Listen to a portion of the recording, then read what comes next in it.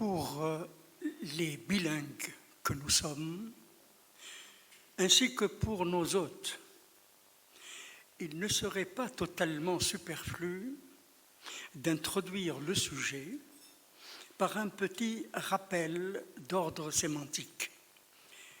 Le terme culture et son équivalent arabe thaqafa n'ont pas la même histoire et encore moins la même acception de départ. Culture vient du grec et se réfère aux travaux du sol visant à produire des végétaux. L'étymologie lie le mot à culter, couteau, fer de charrue, alors que thaqafa vient de thaqafa, redresser, rendre droit ce qui était tordu. Vaste programme. Les deux termes ont évolué. Ils passent du concret à l'abstrait, c'est-à-dire à l'absolu. En parlant de culture, nul n'échappe à la tentation de truffer son propos de quelques citations tirées des 1001 définitions forgées à travers les âges par des auteurs qui y ont longuement réfléchi ou qui s'y sont simplement frottés. Graves ou légèrement sarcastiques, ces assertions, souvent bien tournées, donnent matière à réflexion. Cependant, en raison du temps qui m'est imparti, je me contenterai de me référer à ce que l'UNESCO entend par culture. C'est, d'après la déclaration de Mexico, l'ensemble des traits distinctifs, spirituels et matériels, intellectuels et affectifs, qui caractérisent une société ou un groupe social. Elle englobe, outre les arts et les lettres, les modes de vie, les droits fondamentaux de l'être humain, les systèmes de valeurs, les traditions et les croyances. Outre les traits que la dite déclaration lui attribue, la culture se voit donner à l'homme la capacité de réflexion sur lui-même. Il s'y reconnaît comme un projet inachevé, remet en question ses propres réalisations et recherche inlassablement de nouvelles significations et crée des œuvres qui le transcendent. Une telle définition qui se veut universelle contredit le discours faussement quiétiste des religieux. Il fut un temps où les détenteurs du pouvoir étaient éminemment cultivés. Périclès savait son Homère et Marc Aurèle son Virgile. Aujourd'hui, les traditions, même en Occident, se perdent. Je doute fort, par exemple, que M. Donald Trump ait jamais entendu parler de son compatriote, le poète Walt Whitman. En France, outre De Gaulle, François Mitterrand était un écrivain de renom.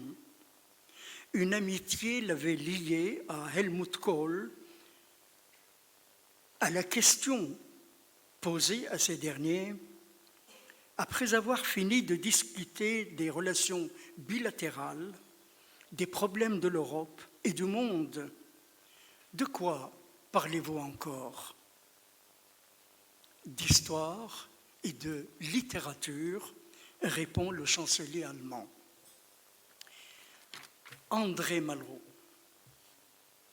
ministre d'État chargé des Affaires culturelles, était aussi un messager spécial du général de Gaulle auprès de certains grands de ce monde, Kennedy, Mao, Nehru, Nasser, entre autres.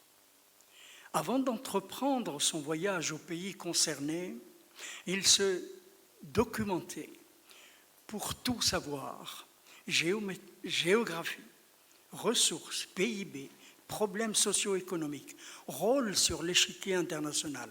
Un jour, à la veille d'un départ, il feuilleta les fichiers préparés par ses collaborateurs. Tout y était. Et, à la surprise générale, il s'exclama « Mais que disent les poètes ?» L'un des drames de notre temps, écrit l'essayiste Jean-Baptiste Noé dans son ouvrage, un ouvrage important à lire, La fin d'un monde. Le drame est que la pensée et l'action ont été dissociées, voire séparées. Des hommes politiques et des chefs d'entreprise agissent sans connaissance des classiques et sans humus culturel. Des philosophes et des intellectuels, d'un autre côté, pensent sans agir et sans créer. Il cite Xénophon, historien, philosophe et chef militaire, grand général de la Grèce antique. Il est l'inventeur du terme économie, ou l'art de bien gérer sa maison, sa propriété. Le mot est composé de oikos, maison, et nomos, règle. André Malraux, encore nommé ministre d'État chargé des Affaires culturelles, il annonce que la maison de la culture, ces grands foyers culturels, est en train de devenir, dit-il, la religion en moins, la cathédrale, c'est-à-dire le lieu où les gens se rencontrent pour rencontrer ce qu'il y a de meilleur en eux. Pour réaliser son intention de doter chaque département français d'une pareille institution, il demande à l'Assemblée nationale une somme égale à 25 km d'autoroute. Par la vivacité de son esprit, son laïcisme inventif, son verbe convaincant, l'auteur de La condition humaine séduisit Bourguiba, qui le décorera du grand cordon du mérite culturel. En 1961, sur cet exemple, l'exemple de Malraux, le combattant suprême décide de créer un ministère des Affaires culturelles à même de soutenir l'effort de modernisation de la pensée tunisienne qu'il avait déjà amorcé par la démocratisation de l'instruction publique. Le nouveau département aura pour vocation de développer et de faire fructifier ce qu'il considérait comme l'unique et intarissable richesse du pays, la matière grise. Pour ce faire, Bourguiba cherchait son Malraux. Dans une totale discrétion, il charge 3 personnalités de lui présenter un projet, concept, organigramme, plan d'action. C'est Chedli Klibi, jusqu'alors directeur de la RTT, qu'il choisit. Béchir Ben Ahmed dira à l'heureux élu « Vous êtes le seul ministre nommé sur concours ».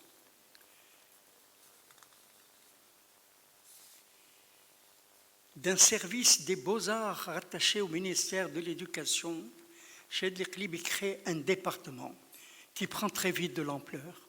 C'est lui qui trace la politique culturelle nationale.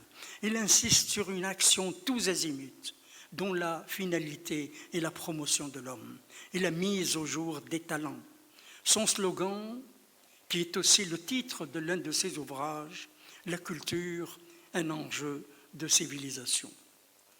Bourguiba aimait la poésie. Il savait par cœur des poèmes entiers. Il suivait à la radio les émissions consacrées aux écrivains en herbe.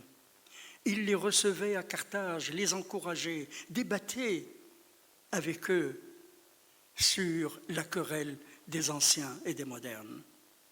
Un jour, il surprend les gens de lettres, auteurs et enseignants, par une sortie inexpliquée jusqu'à nos jours. Ce n'est pas par la poésie, la nouvelle ou l'historiette que l'humanité avance, mais par la science, la technique et la technologie, tombe-t-il dans un ciel culturel bleu. Nous étions quelques-uns à savoir la mouche qu'il avait piquée. Une pétition critiquant sa politique, parmi les signataires, quelques écrivains qu'il chérissait. Il s'est rebiffé. Pavlovienne, la presse unanime approuve, encense le leader pour cette vérité moderne. La littérature ne rapporte plus rien à la nation et le ministère de l'Éducation est sommé d'en tirer les conclusions. Il est vrai que ce dernier n'en a pas tenu compte, mais seul Chédric Liby réagit à la tribune même de la Chambre des députés lors du débat concernant le budget de son département. Oui, dit-il, l'acquisition des sciences et la maîtrise de la technologie sont indispensables à l'essor du pays, tout comme les lettres et les sciences humaines. Mais à elle seule, la technologie n'est pas civilisante. Elle ne doit en aucun cas toucher aux fondamentaux. Bourguiba, lui, n'en a jamais plus reparlé, et comme si de rien n'était, il revint à son gai savoir. On n'arrête pas le progrès, et nul ne peut mettre des bâtons dans les roues de l'histoire. Le drame pour les pays du tiers-monde, c'est que plus les technologies se développent, plus le fossé qui nous sépare du monde avancé s'élargit.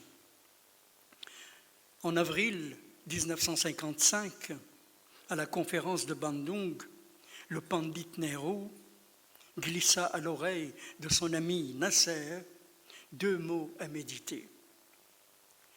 Nous autres pays du tiers-monde, dit-il, nous devons courir à grandes enjambées, non pour attraper le train, mais pour maintenir en l'état l'écart qui nous sépare de l'Occident. Or, haletant et exsangue, le monde arabe, Maghreb et Machrek confondus, a cessé de courir. Il traîne en titubant depuis ce que l'on a cyniquement appelé printemps. Il est désormais en retard sur ce qu'il était naguère. La seconde assertion confiée par le leader indien au président égyptien est d'un tout autre ordre. Nous sommes confrontés, soupire-t-il, à 2 adversaires de taille, la CIA et Hollywood. Toute la question culturelle est posée, eu égard au moins à l'industrie cinématographique, le soft power par excellence, le miroir qui nous renvoie à notre image et commande à notre imaginaire. Aussi loin que mes pensées me portent, je fais souvent halte à ce 2 juillet 1798. Un conquérant singulier débarque en Alexandrie. L'expédition d'Égypte commence. Le 22 juillet, après avoir gagné la bataille des pyramides, Bonaparte entre au Caire. Plus rien ne sera comme avant. Prendre le pays des pharaons, se mêler de sa culture millénaire, c'était déjà pour lui une conquête hors norme. Même si Bonaparte avait sous-estimé la réticence du peuple égyptien à l'idéologie républicaine, même s'il avait durement réprimé la révolte du Caire, c'était bien grâce à lui que, soudain, les Arabes s'aperçurent qu'ils étaient, selon leur propre expression, largement devancés par la caravane du progrès. Nombreux étaient ceux qui, parmi les lettrés et les responsables politiques de l'époque, commencèrent à se poser des questions telles que « Pourquoi avons-nous pris tant de retard? Pourquoi l'Occident est-il à présent si avancé? Comment a-t-il procédé? Que devrions-nous faire pour le rattraper ?» Mohamed Ali d'Égypte en est persuadé, il faut aller puiser le savoir chez le conquérant. En 1826, une mission estudiantine arrive à Paris. Rifa'at Tahtawi s'y distingue. 5 ans plus tard, il rentre au pays porteur de tous les germes de la Nahda, Renaissance, dont il ne tarde pas à ensemencer les bords du Nil, ainsi que le Mashrek et les franges même du Maghreb. Taha Hussein emporte le flambeau durant les 2 premiers tiers du XXe siècle au défi de Hassan el-Banna, le fondateur zélé des frères musulmans. Taha Hussein publie en 1938 un ouvrage qui fera date, Mustaqbal al-Thaqafa fi Misr, avenir de la culture en Égypte, où il considère